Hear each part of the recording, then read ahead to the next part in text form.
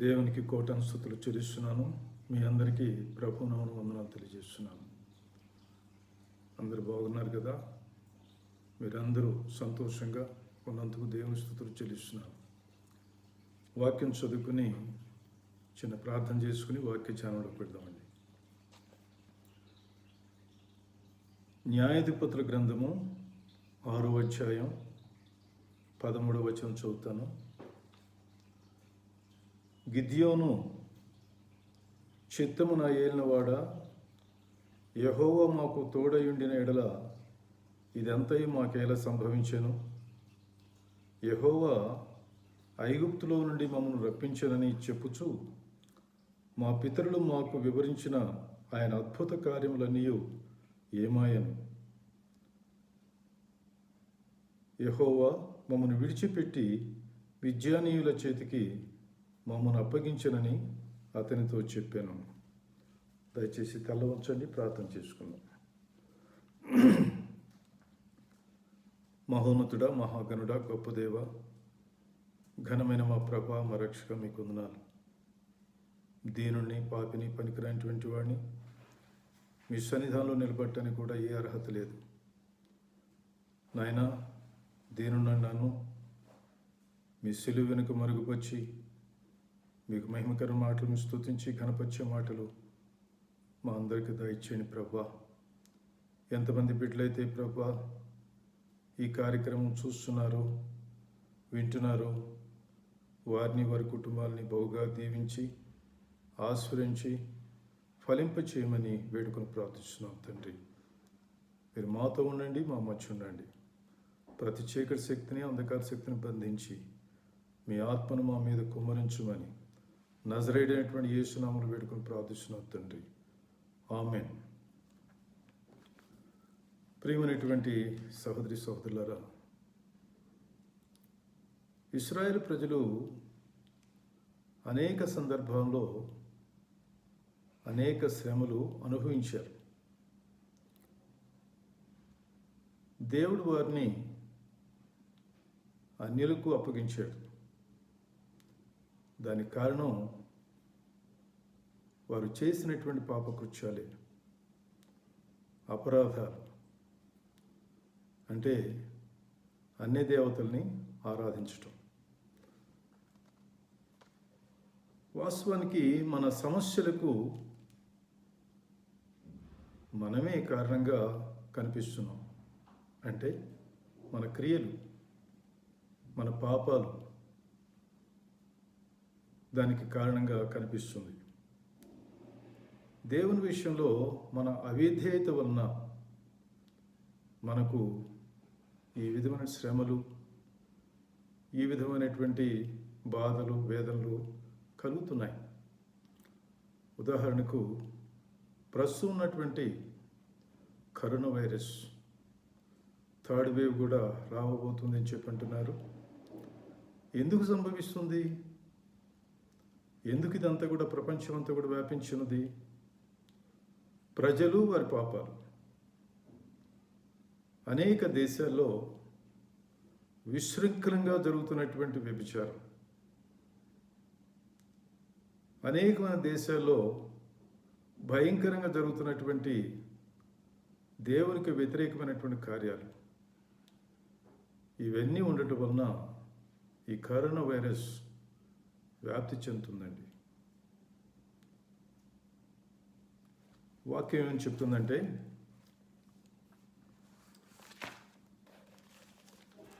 యెషయా గ్రంథము 59వ అధ్యాయం మొదటి 2 వచనాలు చదువుతాను. రక్షింప నేరక ఉండినట్లు యెహోవా హస్తము కొరచ కాలేదు, విననేరక ఉండినట్లు ఆయన చెవులు మందము కాలేదు. మీ దోషములు మీకును మీ దేవునికి అడ్డముగా వచ్చెను.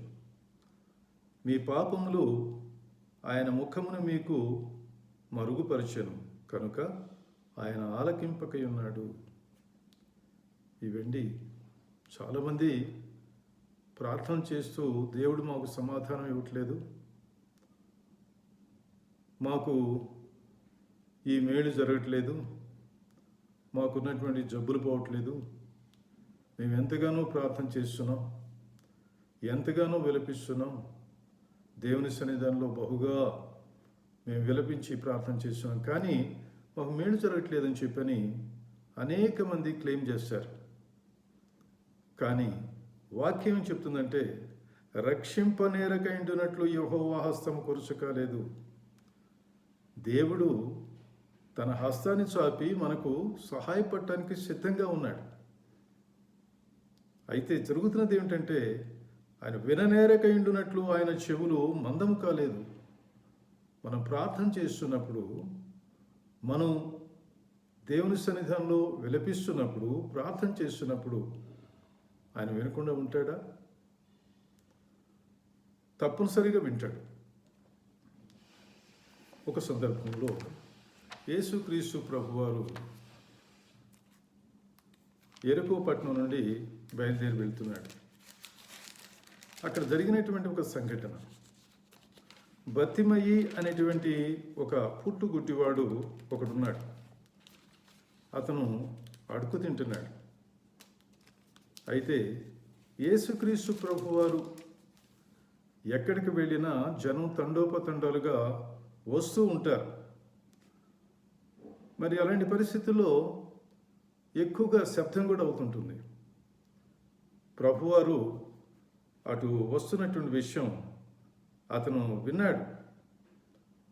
అతను విని అతను ఏమంటున్నాడంటే, అయ్యా, ఎవరు ఈ ప్రాంతంగా వెళుతున్నాడు, ఏమిటి అలజడి అని చెప్పంటే, అక్కడ ఉన్నటువంటి జనులంతా కూడా చెప్పింది ఏమిటంటే, నజరేయుడైన యేసు ఈ ప్రాంతంలో గుండా వస్తున్నాడయ్యా అని చెప్పి అన్నారు.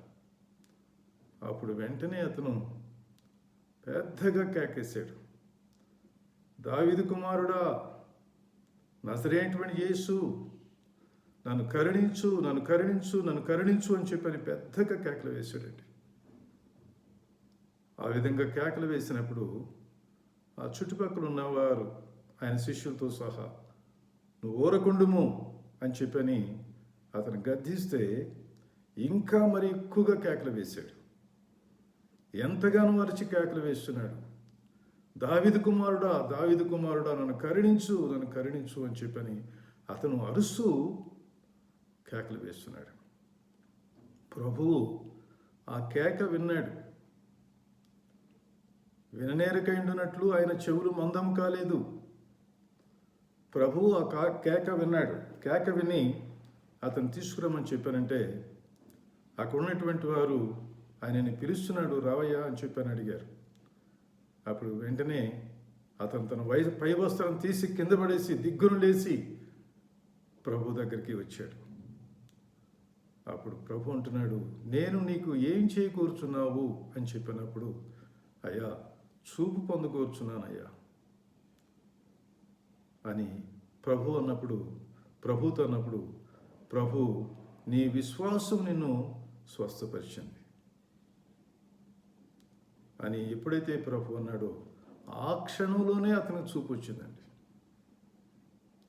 అతను అడిగిన విధానం ఒకటి, అతనిలో ఉన్నటువంటి విధేయత, కల్మషం లేనటువంటి హృదయం, ఇవి రెండు ప్రభువుకి ఇష్టమైనటువంటివి. మనం తప్పులతో, మన పాపాలతో మనం ప్రభు దగ్గరికి వచ్చినప్పుడు ప్రభు సహాయం చేయలేడు. అయితే పశ్చాత్తాపంతో కనుక మనం ప్రభు దగ్గరకు వచ్చినప్పుడు తప్పనిసరిగా ప్రభు సహాయం చేస్తున్నాడు. మీ పాపములు ఆయన ముఖమును మీకు మరుగుపరచెను కనుక ఆయన ఆలకింపక ఉన్నాడు. ఎందుకు ఆయన ఆలకింపకున్నాడు అని చెప్పంటే, మీ ముఖాలు ఆయనకి ఇష్టంగా లేవు. ఎందుకంటే మీ హృదయంలో పాపం ఉంది, మీ తలంపులో పాపం ఉంది. ఆ పాపాలన్నీ కూడా వదిలిపెట్టి పశ్చాత్తాపడి ప్రభు సన్నిధానంలోకి వచ్చినప్పుడు ప్రభు తప్పనిసరిగా వింటాడండి.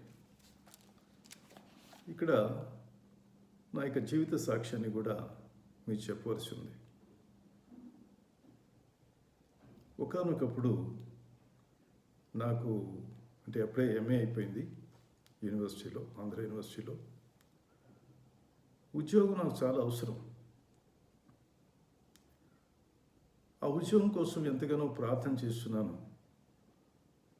ఉపవాసం ఉండి, ప్రభా నాకు 5 రోజుల్లో ఉద్యోగం దయచేయ అని చెప్పని ప్రార్థన చేసినప్పుడు ఒక అద్భుతం జరిగిందండి. నేను ఒక కండిషన్ పెట్టాను, ప్రభా 5 రోజుల్లో కనుక నీవు నాకు ఉద్యోగం కనుక ఇస్తే నేను నీ సేవ చేస్తాను అని చెప్పని ఒక కండిషన్ పెట్టాను దేవునికి. అది 1977 సంవత్సరం. దేవుడు నా ప్రార్థన ఆలకించాడు, నా హృదయాన్ని చూశాడు. నేను అప్లికేషన్ పెట్టకుండానే విజయవాడ నుండి నాకు పిలుపు వచ్చింది. కాలేజీలో లెక్చరర్గా నేను జాయిన్ అయ్యాను. అది 5వ రోజు, 1977 సంవత్సరం నవంబర్ నెల 5వ తారీఖున నేను ఉద్యోగంలో జాయిన్ అయ్యాను. అయితే ఇక్కడ నేను చేసినటువంటి తప్పు, పొరపాటు ఏమిటంటే, ఇది ఎందుకు చెప్తున్నానంటే ఈ సాక్ష్యాన్ని, దేవుని దగ్గర ఒప్పందం చేసుకున్న తర్వాత ఆ ఒప్పందాన్ని నిలబెట్టుకోవాలండి. దేవుడు ప్రతిదీ ఆలకిస్తాడు, ప్రతిదీ చూస్తుంటాడు, అబ్జర్వ్ చేస్తుంటాడు. మనం ఏం చేస్తున్నాం, ఎలా ఉంటున్నాం అని చెప్పాను. నేనేం చేశానంటే, పిల్లలు చదువుకుంటున్నారని, ఇవన్నీ కూడా సాకులే. అప్పుడు అర్థం కాలేదు నాకు, పిల్లలు చదువుకుంటున్నారని, డబ్బు ఎంతో అవసరం అని చెప్పని, ఇలా రకరకాలుగా ఆలోచన చేసి నేను బాగా బిజీ అయిపోయాను. ఓ ప్రక్కన ట్యూషన్స్ చెప్పేవాడిని, ఇంకో ప్రక్కన కాలేజీ, ఓ ప్రక్కన ట్యూషన్స్, ఇంకో ప్రక్కన రెసిడెన్షియల్ కాలేజీలో కూడా చెప్పేవాడినండి. డబ్బు బాగా వస్తుంది. దీనిలో నేను దేవునికి నేను ఇచ్చిన వాగ్దానాన్ని ప్రక్కన పెట్టాను. దీని అర్థం నేను వాక్యం చెప్పట్లేదని కాదు, వాక్యం చెప్తున్నా. అయితే ఈ వాక్యం ఎలా చెప్తున్నాను, అప్పుడప్పుడు దేవుని ఉద్దేశం అది కాదు. నేను ఆ రోజుల్లో మరి ఆర్ఆర్కే మూర్తి గారితో, సజ్జా బర్నబాస్ గారితో, ఇలాంటి వారితో మీటింగ్ కూడా పెట్టాను. ఇవన్నీ కాదు దేవునికి కావాల్సింది. నేను, నా హృదయము, నేను ఆయన సేవ చేయటం. అంతేగాని నేను అది చేశాను, ఇది చేశాను, ఆ మీటింగ్లు కండక్ట్ చేశాను, ఇవి కాదు ప్రభువు కావాల్సింది. అయితే ప్రభు ప్రతి ఒక్క విషయంలో నన్ను బహుగా హెచ్చిస్తూ ఉన్నాడు, ఎంతగానో హెచ్చిస్తున్నాడు. ఎందుకు? నా కుమారుడు నా దగ్గరికి వస్తాడు, నాకు సేవ చేస్తాడు, నాకు నా వాక్యాన్ని నా ప్రజలకు వినిపిస్తాడు అని చెప్పని ప్రభు ఎదురు చూస్తున్నాడు. నేనైతే ఫ్లరిష్ అవుతున్నాను, ఆర్థికంగా నిలదొక్కున్నాను. ఇంకా మరి ఇల్లు, వాకిళ్ళు ఇవన్నీ కూడా వచ్చినాయి. కానీ ప్రభువును మాత్రం నేను ప్రక్కన పెట్టాను. ఇక ఎంతకాలం ఇక నా మాట వినడు అని చెప్పని అనుకున్నాడు ప్రభు. నా వాగ్దానాన్ని మర్చిపోయాడు అని చెప్పని అనుకున్నాడు ప్రభు. అనుకోని విధంగా నా భార్యకి జబ్బు చేసింది. 2007 సంవత్సరంలో ఆమె మరణించింది. అప్పుడు నేను, నా పిల్లలు అందరం కూడా రియలైజ్ అయ్యాం, తప్పు చేసినట్లు ప్రభు సన్నిధానంలో ఒప్పుకొని పశ్చాత్తాపడ్డాం. అందరికీ దేవుడు మంచి ఎడ్యుకేషన్ ఇచ్చాడు, హైయర్ క్వాలిఫికేషన్ ఇచ్చాడు, మంచి ఉద్యోగాలు ఇచ్చాడు, చక్కటి వివాహం బంధం కూడా ఏర్పరిచేశాడు. కానీ నేను దేవునికి ఇచ్చినటువంటి వాగ్దానాన్ని, నేను చేసినటువంటి గొప్ప వాగ్దానం, ప్రభువా నీవు గనక నాకు ఉద్యోగం ఇస్తే నేను నీ సేవ చేస్తాను, నేను మర్చిపోయాను, అది ప్రక్కన పెట్టాను. ఈ మాటలు ఎందుకు చెప్తున్నానంటే, ఇశ్రాయేలు ప్రజలు వారి జీవితంలో అదే జరిగింది. వారంతా కూడా ఏ విధంగా ప్రవర్తించారని చెప్పంటే ఇప్పుడు నాకులాగానే ప్రవర్తించారు. 40 సంవత్సరాల పాటు ఇశ్రాయేల్ ప్రజల యొక్క జీవితంలోనట ఆనందం, సంతోషం ఉందట. వాక్యం చదువుదాం ఒకసారి. న్యాయాధిపతుల గ్రంథము 5వ అధ్యాయం 31వ వచనం. తరువాత దేశము 40 సంవత్సరములు నిమ్మళముగా ఉండెను. ఇశ్రాయేల్ దేశమట అంతకుముందు యుద్ధాలు జరిగినాయి. 40 సంవత్సరాల పాటు ప్రశాంతంగా ఉంది. అక్కడ ఒక కామెంటేటర్ ఏమని చెప్పంటారంటే, దే హ్యాడ్ ప్రాస్పెరిటీ, చాలా ప్రాస్పెరిటీ వచ్చిందట. వారంతా కూడా 40 సంవత్సరం చెప్పంటే దేవుడు చేసిన కార్యాలన్నీ కూడా, దేవుడు ఏ విధంగా ఐగుప్తు నుండి బయటికి తీసుకొచ్చాడు, అద్భుత కార్యాలు, ఆశ్చర్య కార్యాలు జరిగించాడు, ఇలాంటివన్నిటిని కూడా వారు మర్చిపోయారు. వాడు ఎంతసేపటికి తినటం, త్రాగటం. అంతకన్నా భయంకరమైనటువంటి వారు చేసినటువంటి తప్పు ఏమిటంటే అన్ని దేవతల్ని పూజ చేయటం. అంటే బయలుదేవతను ఆరాధించటం. దేవునికి రావాల్సినటువంటి బలులు, నైవేద్యాలు ఇశ్రాయేలు ప్రజలు ఈ 40 సంవత్సరాల్లో ఈ అన్ని దేవతలైనటువంటి బయలుదేవతలకు వాళ్ళు అర్పిస్తున్నారండి. అందుకని దేవుడు వారిని ఏం చేశాడు? మిద్యానీయులకు అప్పగించాడు 7 సంవత్సరాల పాటు. వాక్యం చదువుదాం.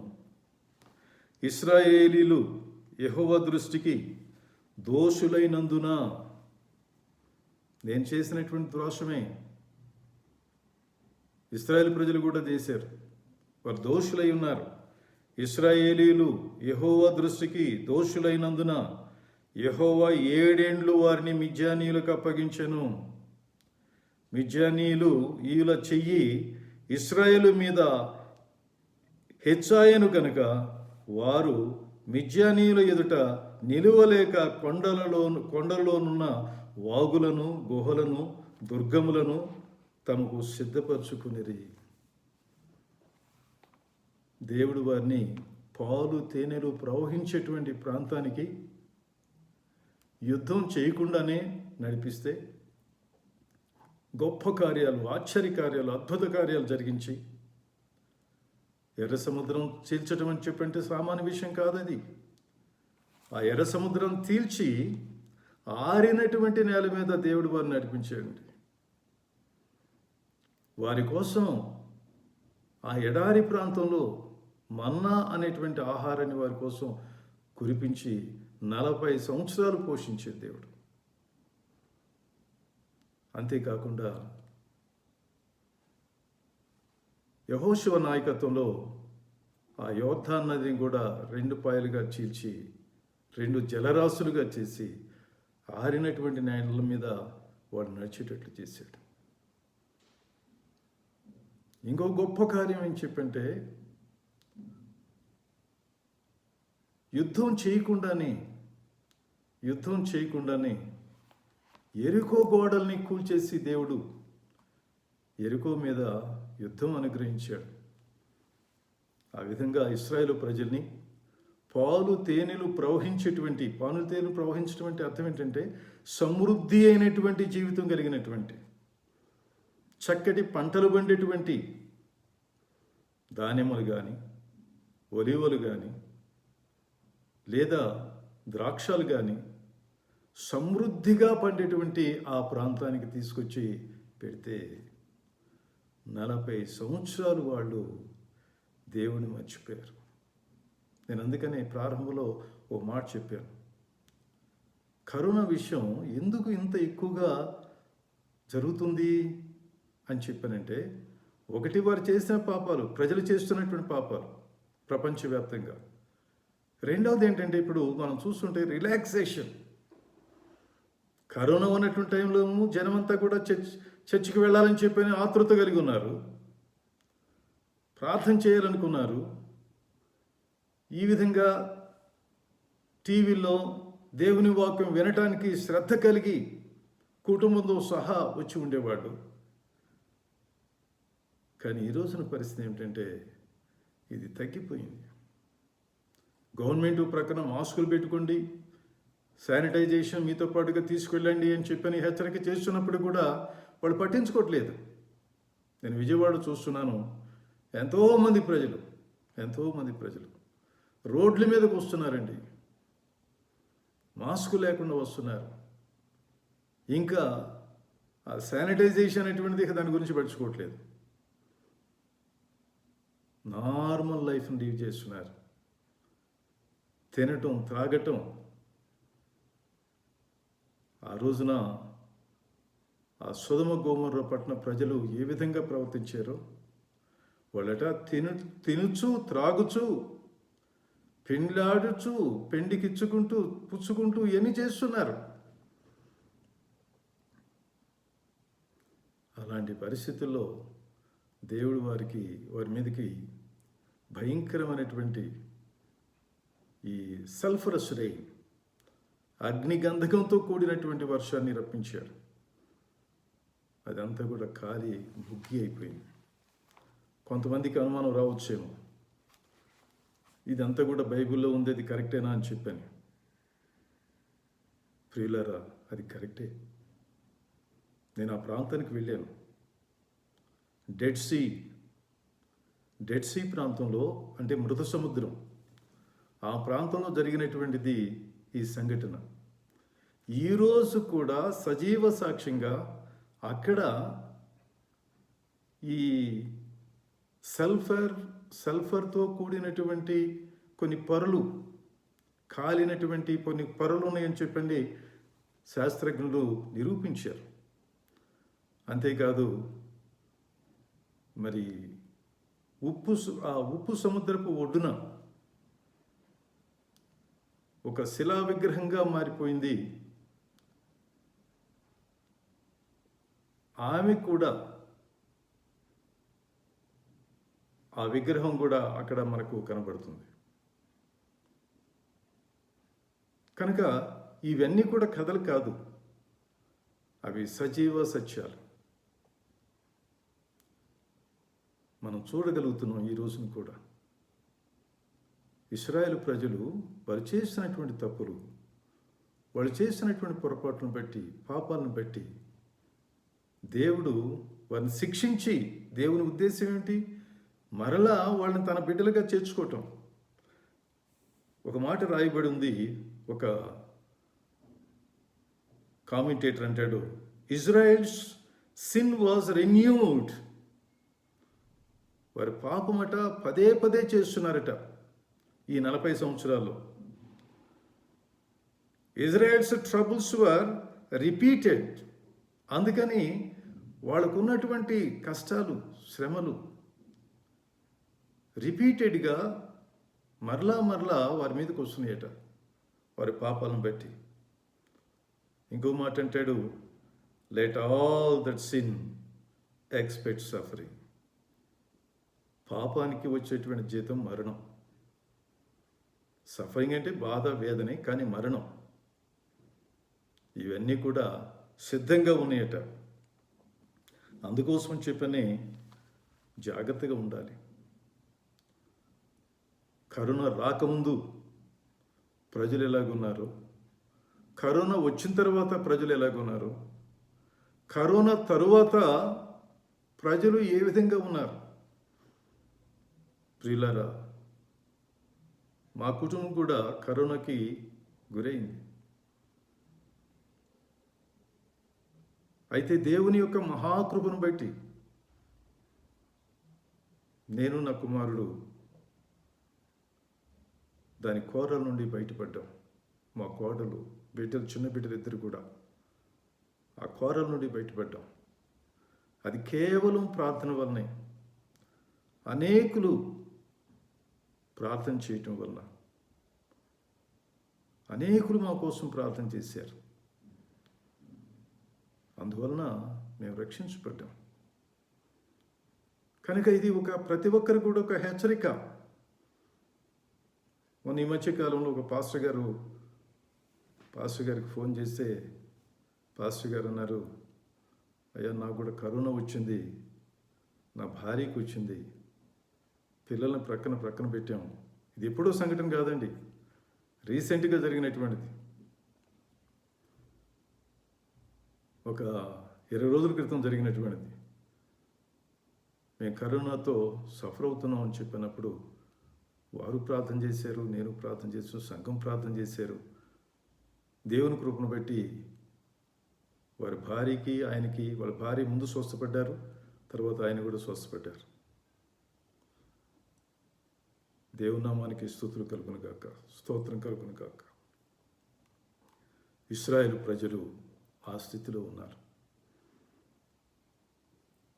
అందుకని దేవుడు వారి విషయంలో ఈ రిపీటెడ్గా వచ్చినటువంటి ఈ భయంకరమైనటువంటి పనులు, ఆ ప్రాంతం అంతా కూడా ఎక్కడ ఉండాల్సిన వాళ్ళు, చక్కటి ఇళ్లలో ఉండవలసినటువంటి ఇశ్రాయేలు ప్రజలు ఎక్కడ ఉంటున్నారు ఈ రోజున?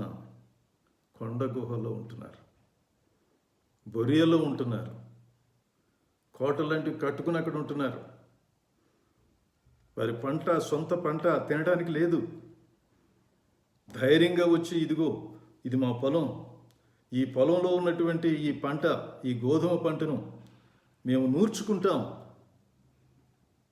అదంతా కూడా మా కుటుంబానికి ఉపయోగపడుతుంది అనే స్థితి లేదండి. అందుకని గిద్యోను ఎక్కడ నూరుస్తున్నాడు? ఆ కళ్ళాన్ని నూరుస్తున్నాడు. ఇది జరగబోయే ముందు జరిగినటువంటిది ఏమిటంటే వారంతా కూడా పశ్చాత్తాపడ్డారు. ఇశ్రాయేలు ప్రజలు పశ్చాత్తాపడి దేవుని వేడుకున్నారు. ఇర్మియా గ్రంథము 18వ అధ్యాయం 11వ వచనంలో ఏముందంటే, so turn from your evil ways each one of you and reform your ways and actions. దీని అర్థం ఏంటంటే, టర్న్ ఫ్రమ్ యువర్ ఈవిల్ వేస్, మీ చెడు మార్గాల నుండి మరలుకోండి, అంటే పశ్చాత్తాపడండి, మీ పాపము నుండి బయటికి రండి, దేవుని దగ్గర వాటన్నిటిని కూడా ఒప్పుకోండి. ఈచ్ వన్ ఆఫ్ యూ, ప్రతి ఒక్కరు ఇశ్రాయేల్ దేశంలో, and reform your ways and actions, మీ మార్గాల్ని, మీ పనుల్ని రిఫార్మ్ చేసుకోండి, దిద్దుబాటు చేసుకోండి, కరెక్ట్ చేసుకోండి. మీ మార్గాల్ని కరెక్ట్ చేసుకోండి, మీ తప్పులు సరిదిద్దుకోండి. అదే కదా మత్తయి సువార్తలో కానీ, లూకా సువార్తలో కానీ బాప్తీసం ఇచ్చేటువంటి యోహాను అక్కడ ఉన్నటువంటి ప్రజలతో చెప్పిన మాటలు ఏమిటంటే, సర్ప సంతానమా అని చెప్పిన అడ్రస్ చేస్తూ, మీకు బుద్ధి చెప్పినటువంటి వాడెవడు? మీరు పశ్చాత్తాపడండి, దేవుని దగ్గరికి తిరిగి రండి అని వారికి బోధిస్తున్నాడు. యేసుక్రీస్తు ప్రభు వారు కూడా ఆయన తన పరిచర్య ప్రారంభించినప్పుడు ప్రభువారు చెప్పినటువంటిది ఏమిటంటే, పశ్చాత్తాపడండి, మీ పాపాలను ఒప్పుకోండి, దేవుని రాజ్యం సమీపంగా ఉన్నది. The Kingdom of God is at hand. దేవుని రాజ్యం సమీపంగా ఉన్నది. దేవుని రాజ్యం ఎక్కడుంది? యేసుక్రీస్తు ప్రభు వారే దేవుడు. ఆయన ఎక్కడుంటే అదే రాజ్యం. Where the king is, there the kingdom is. ఎక్కడ రాజు ఉంటాడో అది రాజ్యం. ఎక్కడో దేవతలతో ఆరాధించబడుతున్నటువంటి దేవుడు, దేవదూతలతో ఆరాధించబడుతున్నటువంటి దేవుడు నరావతారిగా మనందరి పాపాల నిమిత్తమై ఈ లోకంలోకి వచ్చాడండి. ఈ లోకంలోకి వచ్చి మనల్ని మన పాపాల నుండి విడిపించి, సాతాను నుండి విడిపించి, పాపం నుండి, సాతాను నుండి, మరణం నుండి తప్పించి మనకు రక్షణ ఇవ్వటానికి ప్రభువారు ఈ లోకంలోకి వచ్చాడు. ఇక్కడ ఇశ్రాయేలు ప్రజలు వారంతా కూడా ఏం చేశారంటే పశ్చాత్తాపడ్డారు. అయా, మేము తప్పు చేసే మమ్మల్ని క్షమించు, మా పాపాలని కూడా కడిగివేయని చెప్పని ఎప్పుడైతే పశ్చాత్తాపడ్డారో దేవుడు వారి దగ్గరికి ఒక ప్రవక్తను పంపించాడు. ఆ ప్రవక్త వాళ్ళకి ఏం చెప్పాడంటే, వారితో అంటున్నాడు, వారు జ్ఞాపకం చేస్తున్నాడు, మీరు ఎక్కడి నుండి వచ్చారు ఒకసారి వాక్యం కూడా చూద్దాం. ఇశ్రాయేలీయుల న్యాయాధిపతుల గ్రంథం 6వ అధ్యాయం 7వ వచనంలో సగం నుండి, ఇశ్రాయేలీయుల దేవుడైన యెహోవా సెలవిచ్చినదేమనగా, నేను ఐగుప్తులో నుండి మిమ్మల్ని రప్పించి దాసుల గృహంలో నుండి మిమ్మల్ని తోడుకుని వచ్చి తిని, ఐగుప్తీయుల చేతిలో నుండి మిమ్మల్ని బాధించిన వారందరి చేతిలో నుండి మిమ్మల్ని విడిపించి మీ ఎదుట నుండి వారిని తోలివేసి వారి దేశమును మీకు ఇచ్చి తిని, మీ దేవుడైన యెహోవాను నేనే. మీరు అమోరీయుల దేశమున నివసించుచున్నారు.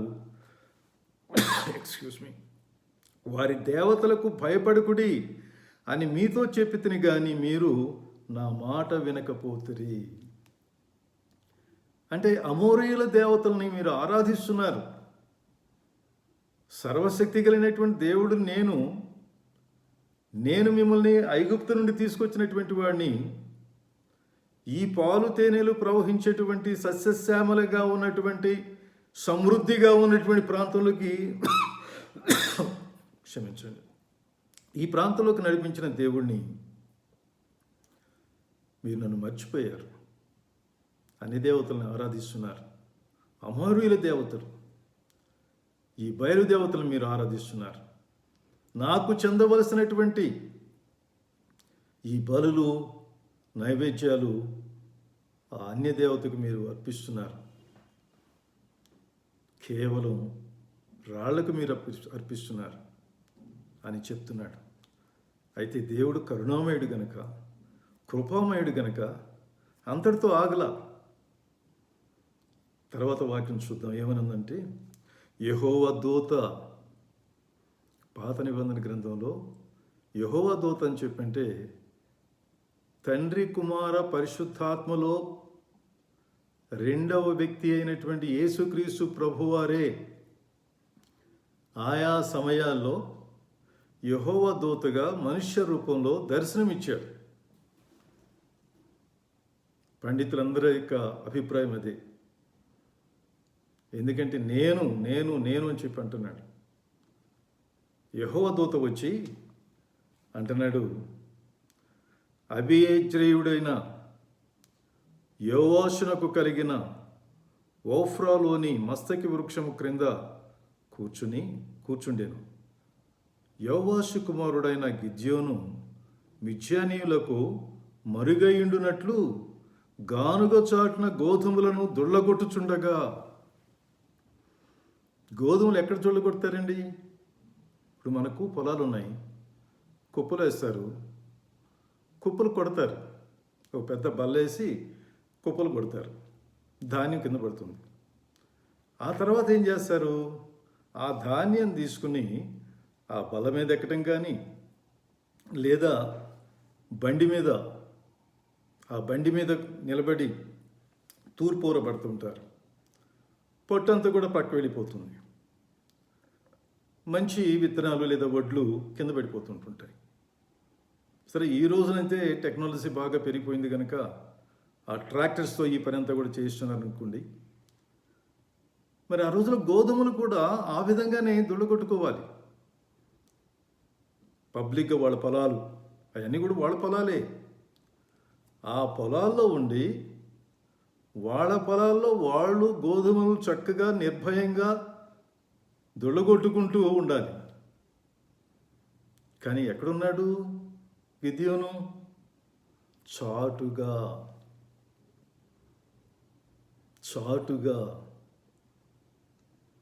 ప్రజలందరూ కూడా పరిస్థితి అదే. వాళ్ళంతా కూడా డెన్స్లో ఉంటున్నారు, వాళ్ళంతా కూడా కేవ్స్లో ఉంటున్నారు. అక్కడ ఉండి అప్పుడప్పుడు బయటకు వచ్చి ఈ పని చేస్తూ ఉంటుంటారు. అక్కడ అంటాడు, ప్రతి సంవత్సరం వారి యొక్క ధాన్యాన్ని సిద్ధపరచుకునే టైంకి వస్తారట ఈ అమ్మోనీయులు, మిద్యానీయులు, అమ్మోనీయులు వచ్చేసి మొత్తాన్ని నాశనం చేసి ఆ పంటనంతా కూడా తీసుకుని వెళ్ళిపోతూ మిగిలినటువంటి వాటిని కూడా కాల్చివేస్తారట. మిడతల దండులాగా వస్తున్నారు అని చెప్పని వాక్యంలో ఉంది. ఒంటిల మీద వస్తున్నారు అని చెప్పని. ఇశ్రాయేలు ప్రజలు దేవుని వదిలిపెట్టడం వలన వారికి గతి కలిగింది. దేవునికి దూరంగా ఉండటం వలన, అన్ని దేవతల్ని ఆరాధించడం వలన, దేవునికి చెందవలసినటువంటి ఆరాధన బయలుదేవతలకు వెళ్ళటం వలన వారికి గతి పెట్టింది. ఎక్కడో ఆ కొండల్లో, గుహల్లో, గుట్టల్లో దాక్కుని వాళ్ళ పనులు చేసుకుంటున్నారు. అయినప్పటికీ కూడా కరుణామయుడైనటువంటి దేవుడు, కృపామయుడైనటువంటి దేవుడు యేసుక్రీస్తు ప్రభువారు రూపంలో, లేదా అక్కడ ఉన్నటువంటి యెహోవా దూత రూపంలో అక్కడికి వచ్చి గిద్యోన్ని ధైర్యపరుస్తున్నాడు. ఏమంటున్నాడంటే, యెహోవా దూత అతనికి కనబడి, పరాక్రము గల బలాఢ్యుడా, అతనితో అంటున్నాడండి, పరాక్రము గల బలాఢ్యుడా, నీవెంతో పరాక్రమం కలిగినటువంటి వాడు, బలమైనటువంటి వాడివి, యెహోవా నీకు తోడై ఉన్నాడని అతనితో అనగా, దేవుడు నీకు తోడై ఉన్నాడయా అన్నాడు. దేవుని దూత అన్న సంగతి తెలియదు ఆయనకి. వచ్చినటువంటి వ్యక్తి దేవుడు అన్న సంగతి తెలియదు. నిట్టూర్పు వీడుస్తున్నాడు అతను. ఒక విధంగా ఇదంతటి కారణం మా దేవుడే అని చెప్పని అంటున్నాడు. అంటే మనం ఇతరుల మీదకి మనం చేసిన తప్పుల్ని ఇతరుల మీదకి నెట్టేసేయటం, ఇతరులను బ్లేమ్ చేసుకోవటం, మన ఆత్మ పరిశీలన మనం చేసుకోము. నేను ఈ విధంగా ఉండటానికి కారణం ఫలానా వ్యక్తి, నేను అనుకున్నాను కదా, చెప్పాను కదా మీకు, నేను ఏ విధంగా ఉన్నానో దేవునికి నేను ఒక ఒప్పందం చేసుకున్నటువంటి వాడిని, నేను అది మర్చిపోయి ఆ సాకు ఈ సాకు చెప్పుకుంటూ నేను దేవునికి దూరంగా ఉన్నాను. కానీ కృపామయుడు దేవుడు, కరుణామయుడైనటువంటి దేవుడు నా భార్య చనిపోయిన తర్వాత నా కుటుంబాన్ని అంతా కూడా దగ్గర తీసుకుని, నేను నా పిల్లలు కూడా ప్రార్థనలో బలపడే విధంగా, వాక్య పరిచర్య చేసే విధంగా మమ్మల్ని నడిపిస్తాడు కూడా. బలాఢ్యుడా, యెహోవా నీకు తోడై ఉన్నాడని అతనితో అనగా, గిద్యోను చిత్తమున ఏలినవాడా, యెహోవా మాకు తోడై ఉండిన ఎడల ఇదంతయు మాకేల సంభవించెను. దేవుడే గనక మాకు తోడుగా ఉంటే మేము ఈ కొండల్లో, గుట్టల్లో, ఈ వాగుల్లో, లేకపోతే ఈ కేవ్స్లో మేము ఎందుకు ఉండాలి? యెహోవా ఐగుప్తు నుండి మమ్మల్ని రప్పించానని చెప్పుచు మా పితరులు మాకు వివరించిన ఆయన అద్భుత కార్యములన్నీ ఏమాయను? మా పూర్వీకులు, మా పితరులు, మా పెద్దలు దేవుని గురించి గొప్పగా చెప్పారు. ఐగుప్తు బానిసత్వం నుండి 430 సంవత్సరాల బానిసత్వం నుండి దేవుడు మా పితరులను విడిపించి వాళ్ళందరినీ కూడా పాలు తేనెలు ప్రవహించేటువంటి ఈ ప్రాంతాన్ని తీసుకొచ్చాడు అని మా పెద్దవాళ్ళు చెప్తున్నారు, మా పూర్వీకులు చెప్తున్నారు. ఇవన్నీ కూడా ఏమైనాయి? ఏడి ఆ దేవుడు? మేము విధంగా ఉండటానికి కారణం మరి ఆయనే కదా. మేము ఇంత కష్టపడటం ఆయన చిత్తమా? ఆ విధంగా ఆలోచిస్తున్నాడే కానీ మేము తప్పు చేస్తున్నాం, మేము పొరపాటు చేస్తున్నాం, అయ్యా మమ్మల్ని క్షమించు అనే మాట రావట్లేదు. ఆయన అద్భుత కార్యములన్నీ ఏమాయను? యెహోవా మమ్మను విడిచిపెట్టి మిద్యానీయుల చేతికి మమ్మను అప్పగించనని అతనితో చెప్పెను. అంటే ఒక విషయం తెలుసుకున్నాడు, మిద్యానీయుల చేతికి అప్పగించెను. ఇశ్రాయేలు ప్రజలు ఇందా చెప్పాను కదా, రిపీటెడ్గా చేస్తున్నటువంటి అన్య దేవతల ఆరాధన వలన వాళ్ళు జరుగుతున్నది ఏంటంటే, అశూరీయుల చేతికి దేవుడు అప్పగించాడు, బబులోను వారి చేతికి, నెబుకద్నెజర్ చేతికి దేవుడు అప్పగించాడండి. అదేదో ఆషమాషిగా రాలా, క్యాషువల్గా రాలా. There is something behind it. ఏమిటి ఆ సంథింగ్ అని చెప్పానంటే, వారు చేసినటువంటి తప్పులు, వారు చేసినటువంటి పొరపాట్లు. ఒకసారి ద్వితీయోపదేశకాండం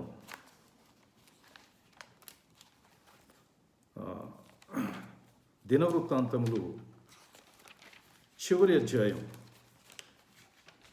అక్కడ చూడండి వాళ్ళు ఏం చేశారో, ఏం జరిగిందో మనం చూస్తాం. 36వ అధ్యాయం. సిద్కియా ఏలనారంభించినప్పుడు 21 ఏండ్లవాడై యెరూషలేములో 11 సంవత్సరములు ఏలెను.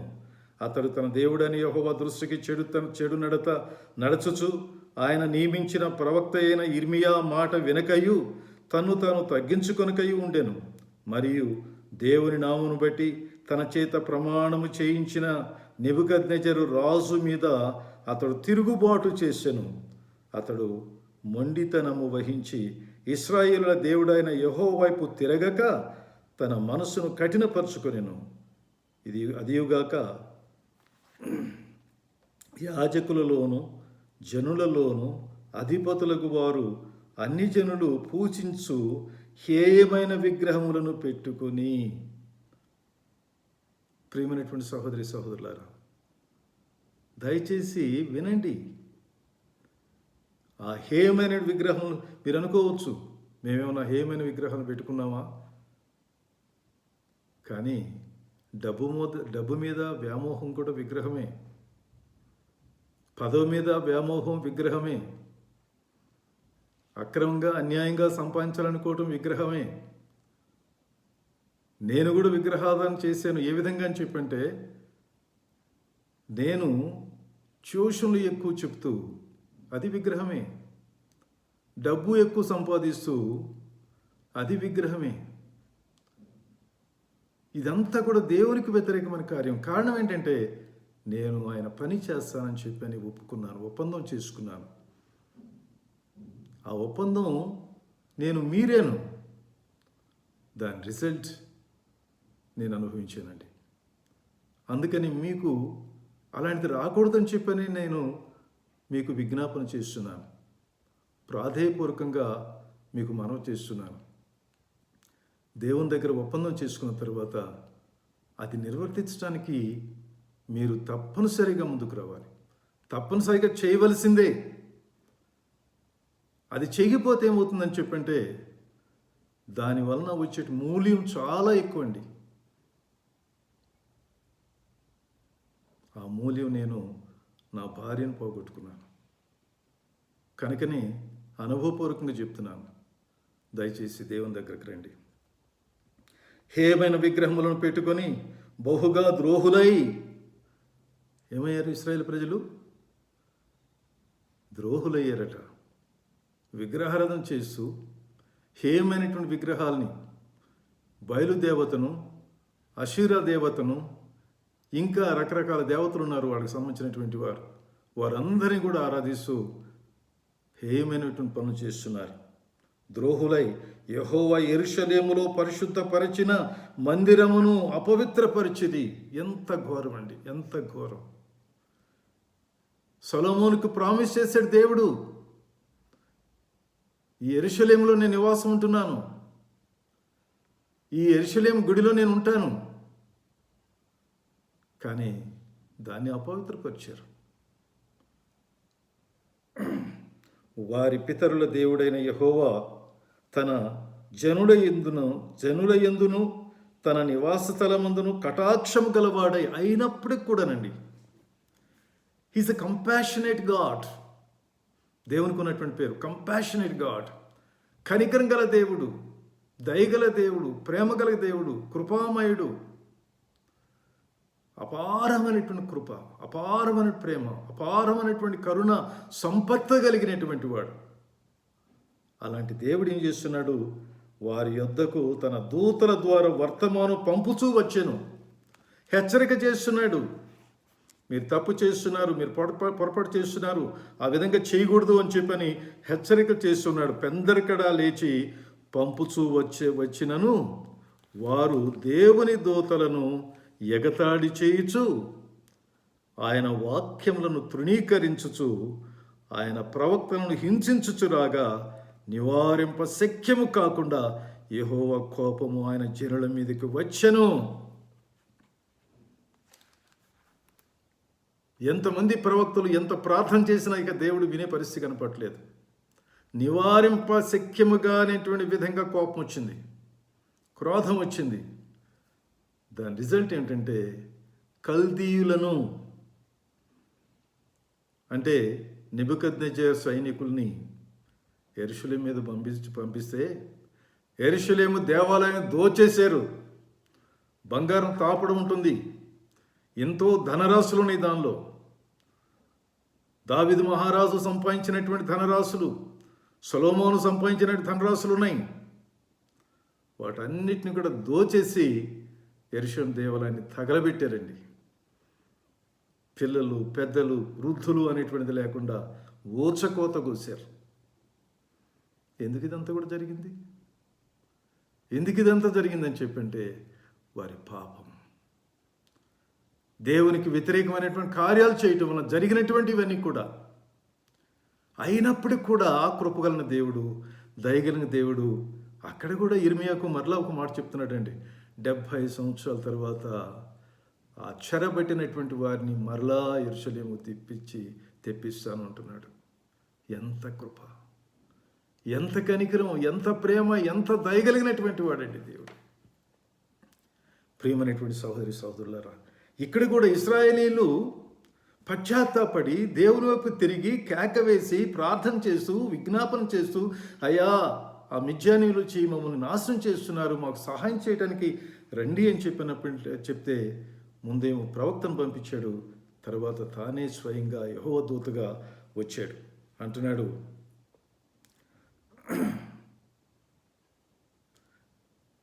గిద్యోను అంటున్నాడు, దేని సహాయం చేత నేను ఇశ్రాయేలీయులను రక్షింపగలను? నా కుటుంబము మనిషి గోత్రంలో ఎన్నిక లేనిదే, నా పితరుల కుటుంబములో నేను కనిష్ఠుడనై ఉన్నానని అతనితో చెప్పాను. అందుకు యెహోవా అయిననేమి, చూడండి, దేవుడు తలుసుకుంటే ఏదైనా చేయగలడండి. అయిననేమి నేను నీకు తోడై ఉందును కనుక ఒకే మనుష్యుని హతము చేసినట్లు మిద్యానీయులను నీవు హతము చేయుదు అని సెలవిచ్చెను. దేవుని స్తోత్రం కలుగునుగాక. ఒక వ్యక్తిని ఎలా చంపుతావో మిద్యానీయులందరినీ ఆ విధంగా చంపేస్తావు. అమోరీలందరినీ కూడా ఆ విధంగా చంపేస్తావు. గిద్యోను దేవుని ఆజ్ఞకు బద్ధుడయ్యాడు. ఆ తర్వాత దేవుడు చెప్పిన విధంగా ఆ బలిపీఠాన్ని పగలగొట్టించాడు, ఆ దేవతా స్తంభాన్ని విరగొట్టించాడు. దేవునికి సంబంధించినటువంటి బలిపీఠాన్ని కట్టించి దాని మీద బలిచ్చాడు. అంతేకాకుండా వారిని ఎలాగా అప్పగిస్తున్నాడు అని చెప్పానంటే కేవలం 300 మంది ప్రజలతో, ఇశ్రాయేల్ ప్రజలతో అపారమైనటువంటి మిడతల దండులాగా ఉన్నటువంటి గుర్రాలు, అదేవిధంగా ఈ రకరకాల ఒంటెలు ఉన్నటువంటి గొప్ప సైనికులైనటువంటి వారందరినీ కూడా ఆ 300 మందితో, అది కూడా 3 భాగాలు చేసి 100 చేసి వారికి ఒక ప్రత్యేకమైనటువంటి పద్ధతి నేర్పించి ఆ విధంగా వాళ్ళందరూ ఎవరికి వాళ్ళు పొడుచుకుని చచ్చేటట్టు చేశాడండి. ఆ సైనికులు యుద్ధం చేయలేదు, వీళ్ళు ఇశ్రాయేలు ప్రజలు యుద్ధాలు చేయలా. వాళ్ళల్లోనే దేవుడు వాళ్ళకి చేసినటువంటిది ఏంటంటే ఆ సైనికులు వాళ్ళను చంపుకునే విధంగా చేశాడు. అంత గొప్ప దేవుడు మన దేవుడు. కనుక ప్రియమైనటువంటి సహోదరి సహోదరులారా, మన హృదయాన్ని మార్చుకుని త్రిప్పుకుని ప్రభు చెంతకు వచ్చినప్పుడు ఆయన కృపగలిగిన దేవుడు. అందుకని కదా ఆయన ఈ లోకంలోకి వచ్చింది. శరీరంలో తన ప్రాణాన్ని పెట్టింది దీనికోసమే. ఆయన రక్తం చిందించింది దీనికోసమే. ఎవరైతే పశ్చాత్తాపడి అయా నేను పాపిని అని ఒప్పుకుని పశ్చాత్తాపంతో ఆయన సన్నిధానంలో ప్రార్థన చేశారు, వారిని హృదయానికి హత్తుకుని పాపాలన్నీ కూడా కడిగివేసి పరలోక రాజ్యాన్ని అనుగ్రహించడానికి సిద్ధంగా ఉన్నారు దేవుడు. అట్టి కృప ప్రభు మనకి అనుగ్రహించును గాక. దయచేసి తల ఉంచండి, చిన్న ప్రార్థన చేసుకుందాం. మహోన్నతుడా, మహాగణుడా, గొప్ప దేవ, ఘనమైన మా ప్రభు, మా రక్షక, మీకు వందనాలు. గిద్యోను విషయంలో మీరు చేసినటువంటి గొప్ప కార్యాన్ని బట్టి మీకు వందనాలు.